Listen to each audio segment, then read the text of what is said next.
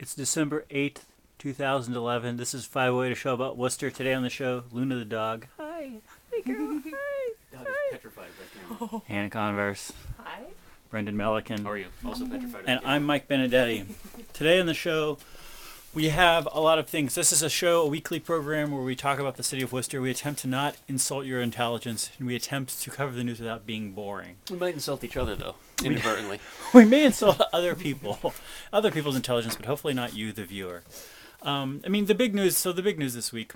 We also recap the news on the show because there's people who only get their news from this show. We talk to them all the time. I don't know why they've made this decision. I respect it, though. The big news this week is that there was a fire this morning, an apartment on Arlington Street, and one Worcester firefighter, John Davies, died, and another Worcester firefighter, Brian Carroll, was in the hospital in stable condition. They went in to go after somebody who was thought to be in the building, and the building collapsed on top of them. And I feel like on this show we're not equipped to really do justice to this kind of heroism. I think this is, and it's an incredible sacrifice, but I think that's probably all we can say about this. And there's other news sources that will go into all kinds of detail and do John's life the justice it deserves, I hope. Brendan, do you want to talk about other stuff then on this show today? Yeah, what do we got? Well, we can talk about. Let's start with the dog. Let's talk about the dog. Speaking Speaking of subjects that we can talk about and do justice to, dogs, cool dogs. Hi. Have we ever interviewed a dog on the show? I don't know if we have or not. She doesn't bark. Where did you get this dog? This fantastic dog. The Sterling Animal Shelter. Okay. The first day I went there, it was closed. So then we went back on Tuesday. Okay. And this lovely lady, was very sweet. Mm-hmm. We have pretty similar temperaments, Mm-hmm. and I wasn't allergic to her, which is a plus because I'm allergic to some dogs. So can you what was your experience like getting a dog from the shelter? It was good. It was a really nice facility, and so you go in and look at dogs, and you can say She keeps trying to sniff the camera. Every time I put the camera away from her, Yeah. she starts trying to sniff Do you the want to camera. smell it? Would that make you feel better? She won't sniff it on the. Go She ahead. doesn't care about Smell the it. lens. She just cares about the bottom part. Smell it. She's doing it again. All right, go ahead. Anyway, Um, Brendan's taking a photo of That this. was a beautiful picture of that dog. Amazing. Oh, she's trying to eat my watch. That's what it is. Okay. Anyway. so, Eat my anyway.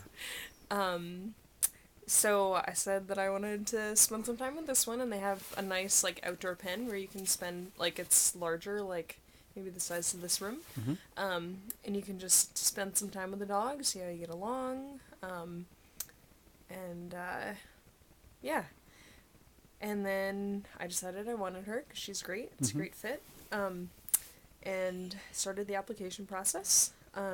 It doesn't take long, but they're careful. They want to make sure dogs are going to good homes. Sure. And they left me, adequately equipped for the first night and whatever. They gave me the rest of her medication. Okay. And leash, collar, and some food. And we're good to go. Good deal. And here we are, Good deal. 2 days later. Nice to meet her. Does she need to go into this crate over here now? She will soon. She will It's almost soon. bedtime. Here it is. All right. Anyway, thanks, Hannah. Thanks for Hannah and Luna. So, stories of the week also to talk about. Let's talk about another story, which is kind of a good story. Occupy Worcester continues to be active in the city. At the end of their third week of basically having a 24-hour vigil in Lincoln Square, and their end of their their third week of more or less sleeping in Lincoln Square, in the vicinity of Lincoln Square, they evacuated that. They couldn't use that parking lot anymore. And then it was very funny, like the TNG article about their final day. I don't know. I feel like the TNG has gone down a bad road as far as Occupy Worcester, as far as being super inaccurate. It was they will soon be going to an undisclosed private location in Webster Square, and I totally knew what this was. So I almost walked down there that morning. I saw that in the paper to videotape the first day of that occupation, but I didn't do it. And it was a good move because I ran into some dudes at the bean counter, and they were like, "Nah, it's not going to happen." Yeah. And in fact, at the GA. I don't know if it was the night before or that night, they basically decided we're not going to do a 24-hour thing in Lincoln Square, and they want to try to occupy some land downtown. And at least as of the GA notes, the idea was we need to sort of get our ducks in the row before we try to do another physical occupation. Mm-hmm. We'll see how that goes. We'll see how that goes. We'll see how that goes. And today is also the last night of the Occupy Boston. As we speak, they're Thanks. actually breaking down the camp in preparation for a midnight dance party with Yes. the literal dance party with the Boston Police Department. Yeah, and by the time anyone sees this on television or even probably on YouTube, you will have more information about Then that. we will. Yes. I want to bring up Marty Lamb just for the heck of it. So then call me back. Running for state rep. He's running for state rep out of where? Holliston. His hometown. Holliston. Yeah, Carolyn Dykma. He's planning. She's a Democrat. He's planning on challenging her next time around. State rep Marty Lamb. Maybe we can take the show on the road and he'll come. Marty. Call me back. He'll come on and do a little interview for a state rep. dude. All right. There was a shooting in front of City Hall. A guy was killed in front of City Hall. Like, this is last week, right? Last week. Yeah, I'm glad we didn't talk about it on the show because originally, so this was. Yeah, it was actually last Thursday. It was I'm glad we didn't talk about it on the show because last week what happened was a guy was arrested in this actually. Patrick Pierre was arrested. He's according to the paper, a known member of the Kilby Street gang. He shot Javier Santiago, who lived at Plumley Village, in front of City Hall. In front of City Hall. As part of a larger altercation. And the day that Javier died, the initial report was that a gun was fired but didn't hit him, and then I guess they found the gunshot wound after that initial report. And that's probably. I mean, I feel like that's sort of the other big piece of local news besides the fire of the last week and a half, maybe, and also the PIP thing we talked about last week. I don't know if there's anything else we can comment about, like a gang shooting. Yeah, as experts, right? I mean, the shooting is interesting because we just don't have that many as of late, right? I mean, it's been we don't have that many in front of City Hall. We don't have that many in front of City Hall, and in terms of raw numbers, they. Do you know what time it was? Coming down, it's middle of the afternoon. It's 2:00 in the afternoon. Yeah. It was younger people, some school, and whatnot, interacting. But yeah, Anyway, yeah. There it is. We have a new Happiness Pony is out. This is the December Happiness Pony. Big headline this month. You are Theseus. Also some information about Conrad Aiken in this issue. Worcester Magazine has their Hometown Heroes 2011 issue. You know, if you watch the show, that we love talking about these sort of like, we're going to just have a bunch of people profiled issues of things. Last week they had people profiled because they were beards. This week they had people profiled because they're doing cool stuff. We have Shrina Bindra, a friend of this show. Maureen Benenda, who is principal of South, I guess.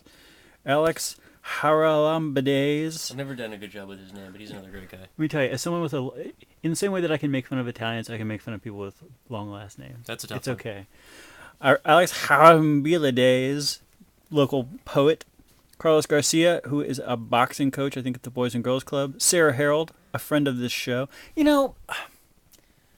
Also moving out of the city of Worcester.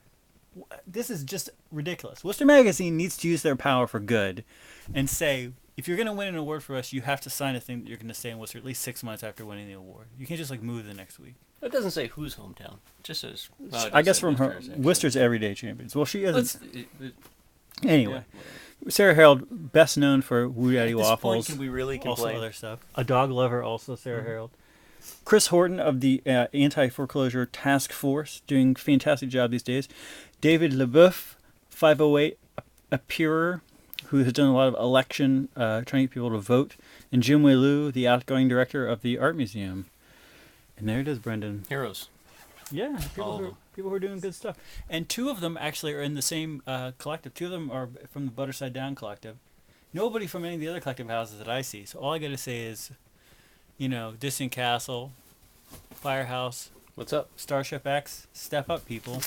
We got work to do. You got to raise your game. 2012. We can't have everybody from one thing winning all the awards. Isn't that kind of the way it works in local media, though? It is just always like people from one thing. Even if there's selection bias, though, even if there's a selection bias here, give the appearance you got to mixing it get up. inside the process. Mm-hmm. You got to get inside the process. Can I be honest with you, everyone? Yeah. I feel as though that dog was a better guest today than I've been. That dog who said nothing and barely moved other than the smell of your watch. You're not gonna I feel win a dog. strongly that that dog was a better guess. Well, I think it was W.C. Fields who said, "Never perform with children or animals." Seriously, you They guys always are are going to upstage you. What is this? You throw your laundry in there. It's getting crazy. Nobody can see because there's no light. Hi. Always sees a dog emerging from a cave of darkness. Hi. Hi, Luna.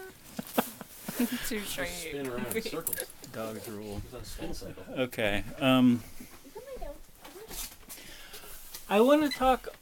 Unless do you have any other topics of the week? You know, I don't want to spend any more time on it again because I don't think it's something that's really, be experts on. But it's at least worth mentioning this WBUR story, the two-part story on the police department that interview for a murder confession gone horribly awry. And it's not my my expertise, but it's there. And if you're interested in things that could be perceived as police wrongdoing, WBUR.org. They've got a great story on a murder case in Worcester where the only evidence in the case was thrown out by a judge because of what was perceived as being potential coercion on the part of the interviewing detectives.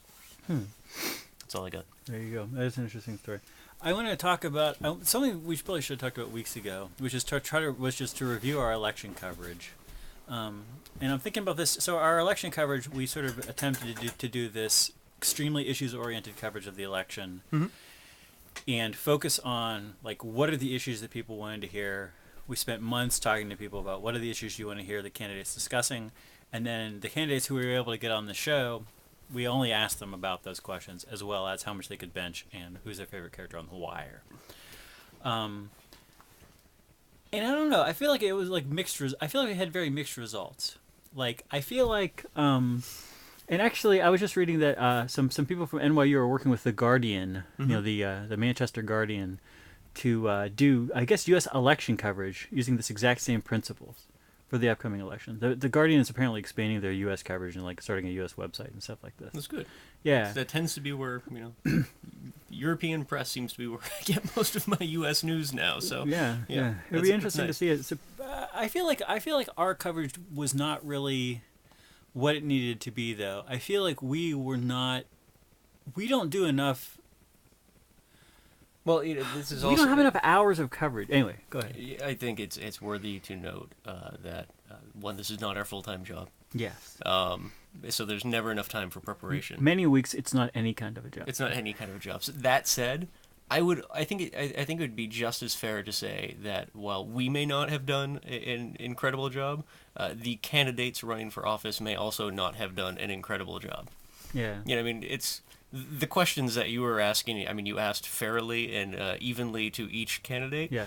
If they didn't have spectacular answers for them, that's not really your fault. The questions themselves, I think, still stand and were meaningful questions, probably more poignant and meaningful than the majority of questions asked in professional debates through the election cycle. Sure.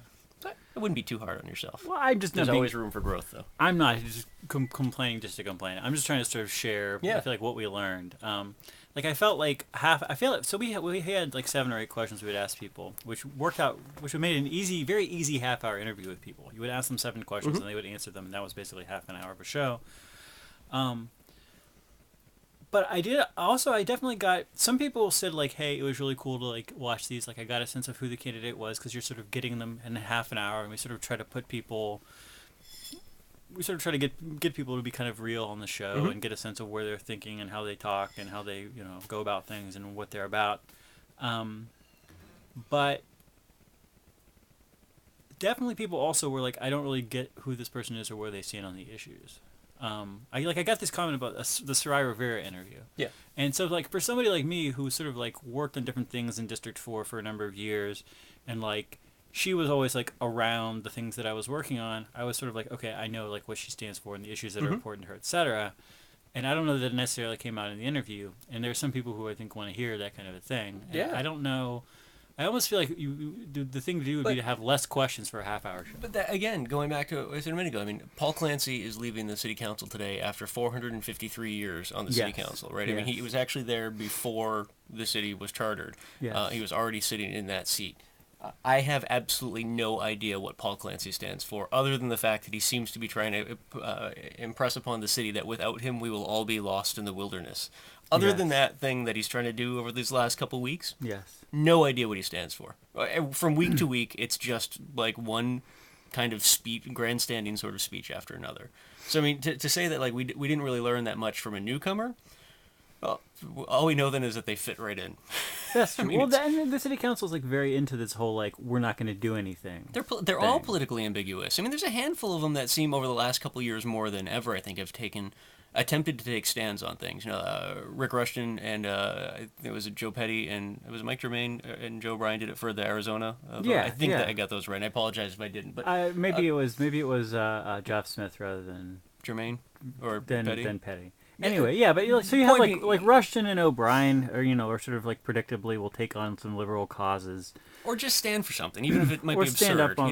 Germain will throw something out once in a while just to kind of point out to everybody that they're being comically absurd. Yeah, that's nice for the purposes of levity, I guess. But really, it's a very politically ambiguous group of people. Mm-hmm. I guess next year we need to bring drills and a acetylene torch and a few ice picks to get real answers out of people. I don't know. Or 2 years, but so next year we would get like local state rep elections. Yeah, but it's still to be seen if anyone's gonna have challengers. So I mean, what's okay? Or it was be seen is what's his face? Congressional race. Spam and John Mahoney, our state rep. Has he? He's like I don't know. I mean he's like sort of been like pretty much in stealth mode his first year. Yeah. I think he's been kind of hunkering down and getting a feel for the lay of the land, so to speak. But I think we could probably get him on here without much difficulty. I would be interested to talk to him and just find out like what is he up Who's to? in charge of your email account? Yeah. Get to the bottom. He hasn't spammed me in a while. Mm-hmm. Maybe Google has figured it out. He learned his lesson. I think Google has just figured out all his emails are spam. I should just search my spam folder. I'm still getting emails from him, so that's There you go. There you go. Anyway, well, it was a fun and interesting way to try to handle the election, but it just made me realize, like, I don't know, like we've done a number of projects on this show over the years, and the ones that like don't work out great just sort of fall by the wayside, and the ones that work out great become like part of the way that we do this show, and I don't even think we realized. I mean, and look, the reality is always going to be that candidates would prefer if they were ignored. Right, so they don't ever have to be put on the spot. Yeah. And I think most mainstream journalists are always just hunting for what would be perceived as red meat. Mm-hmm. The reality is that neither of those things teach you anything about the character and usefulness of a human being in terms of their ability to control some aspect of your life. So I think what we did was, an admirable first attempt at trying to get to the bottom of, the question of who these folks are and are they actually good for us in our city. I feel like a lot of the print coverage at least is frustrating in that like in the TNG there's certain constraints on like what you can write, how you can write it, how long articles have to be, how specific they can be. And so a lot of the articles, and I've complained about this before, tend to be like a little too long and insidery for somebody who doesn't know anything about the subject, and way too short and shallow for somebody who cares. They seem to be written for like nobody, and I think that like this is like the election coverage was very hard for me. The Worcester Magazine's roundup actually was my favorite election coverage of the whole thing, which is they just basically were like, here's a paragraph, we're going to bring up every kind of distinguishing detail we can about the candidates. It's going to be slightly tongue-in-cheek, and we're actually going to like more or less make endorsements as part of this. And I saw on their website there were people like putting up comments like, I don't even know what this is supposed to be. This is a confusing form of coverage to me. And to me this was great. To me this was totally stepping outside of like the newspaper endorsement. And like the TNG could never run anything like this. And that's why it was a great and interesting thing for me. When you just described how it's newspaper coverage tends to be either one or the other in terms of too little or too much. It just dawned on me that it's almost another place where Wikipedia probably has figured out like the actual way to do things. Or if you grab your average Wikipedia article on a person of note, that above the fold section is that like the Cliff Notes bio. Tells you everything from when and where they were born to their last prostitution scandal. And everything in between in just one little bite. And then you get below. It's basically it's like Jerry Lewis. Is he alive or dead? You find that out in the first paragraph. Yeah, and then below the fold, like a novel on every detail of that person, like where they get their coffee in the morning. The route they take to work. 10 paragraphs on the day the clown cried. You're gonna get all that kind of stuff. And that's probably the way modern journalism should be. Like where you have like just this little nugget for the folks that are really the network news types that want all of their information to come in under 30 seconds, leading into a commercial break. But follow that up with something bigger that would probably make the journalist happy to actually flesh out a story as well and combine the two. Yes, and I don't think that this is at all. I'm not trying to at all criticize the political reporters of the Telegram. No, but there probably is like a way that to the form is frustrating and seems I think about this is again like getting into stuff which has nothing to do with the city of Worcester, just has to do with journalism. Like I can think of two kinds of things, two kinds of journalistic tools that work for this. One is, you either have like the long like magazine style profile, like New Yorker style profile, right? Like that's obviously something the Telegram doesn't have the space. It's not going to run thousands of words about John Mahoney or something.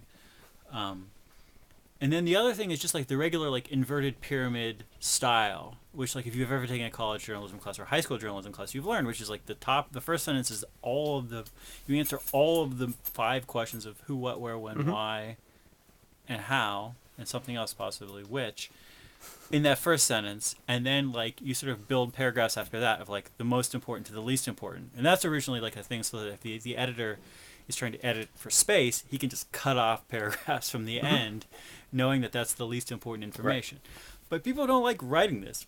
People like writing these opening paragraphs that like don't outline the issue or don't answer major questions or are like written more along the lines of like the opening paragraphs of a feature. So they kind of draw you in, or they kind of try to have some sort of witty observance or whatever, rather than just like the straight up like, here's the deal. Right.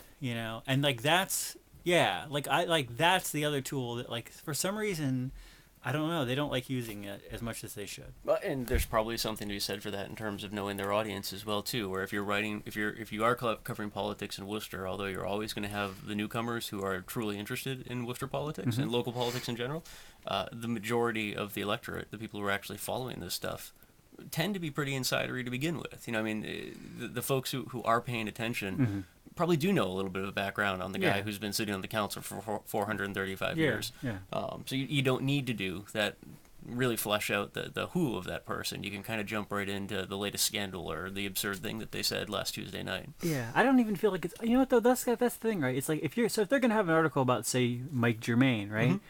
Like, it's not going to... You're not going to have a good primer of, like, what is the deal with Mike Germain. You're never going to get that primer from them. And then you're never going to get, like, for the real obsessive, crazy fans of Mike Germain who exist out there, are never going to be really that satisfied. Right. They're going to say, this is leaving a lot out. This isn't really picking up the most interesting parts of it. It's just an issue of space. I don't know. I don't know how we got to talking about this. You invited me over. That's what happens. Man. Hello, everyone. You're either looking at a computer screen or watching WCCA TV 13, the People's Channel. Snoring. I feel like we should do station identification in the middle of the show.